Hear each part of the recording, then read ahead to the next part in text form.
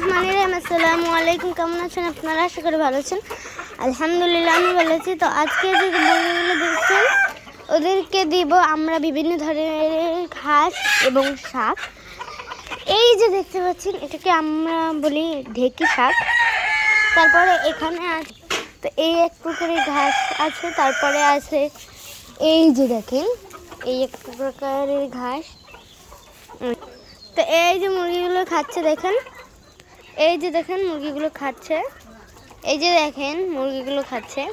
তো ওদের জন্য সবাই দোয়া করবেন, ওদের জন্য সুস্থ থাকবে। তো এই যে দেখেন মুরগিগুলো খাচ্ছে, এই যে আমার সেই সাদা মোরগ মাশাল্লাহ, এই যে দেখেন মাশাল্লাহ মাশাল্লাহ খাচ্ছে। আর ওই মোরগটা একটা মুরগিকে দোয়া খাওয়াচ্ছে। এই যে আমার সাদা মোরগ, ওর জন্য সবাই দোয়া করবেন।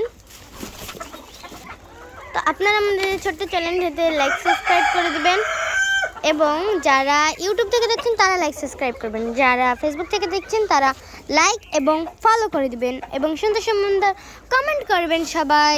এই যে দেখেন মাশাল্লাহ মাশাল্লাহ, এই যে দেখেন মাশাল্লাহ, দেখতেই কত সুন্দর লাগছে। ওরা ঘাস পাতা খাচ্ছে।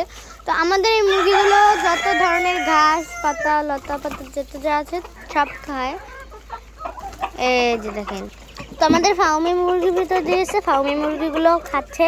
আমার দেখে কিছু মুরগি ভয় পাচ্ছে, যার কারণে একটি মুরগি খাচ্ছে। তো ওই পাশ থেকে দেখছে আরও মুরগি খাচ্ছে। ওই যে দেখেন মাশাল্লাহ। তো এই যে আমরা সবাই জানি লতা পাতা সবুজ ঘাসপালা এর ভিতর থাকে পুষ্টিকর খাবার, পুষ্টিকর ওষুধ, যেটা মুরগির জন্য অনেকটা উপকারী। সেটা হলো প্রাকৃতিক ওষুধ, যেটা মুরগির শরীরের জন্য খুবই প্রয়োজন।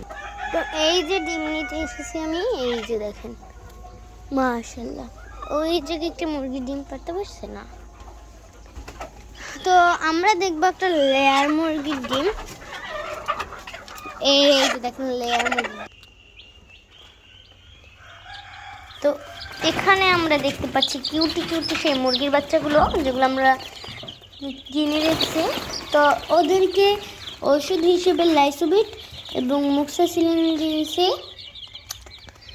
পানির সাথে মিশিয়ে। আমি ধরতে পারছি না, ওই সময় চুপ করে এসে ধরেছিলাম। আমি হাঁটতে দেবো, ওদের জন্য সবাই দোয়া করবেন। করবো ওই সে ধরতে পারলাম না। তো মাশাল্লাহ ওরা পরিপূর্ণভাবে সুস্থ আছে এবং ওদেরকে দেখতে আমার অনেক ভালো লাগে। তো নিচে আছে কাঠের গুঁড়ি, এই যে গুঁড়া, এই যে দেখেন কাঠের গুঁড়োগুলো, তার উপরে পেপার দিয়েছে, না হলে ছোট্ট ছোট্ট বাচ্চা তো মল করে সেটা ওরা ওই কুড়ার সাথে খাবে। কুড়া সরি, এটা কি বলে কাঠের গুঁড়ি। হ্যাঁ, তারপরে কাঠের গুঁড়ির ভিতরও ভালোভাবে ওরা করতে পারবে না, চোখে ময়লা যাবে, কাঠের গুঁড়িগুলো ওদের চোখে যাবে।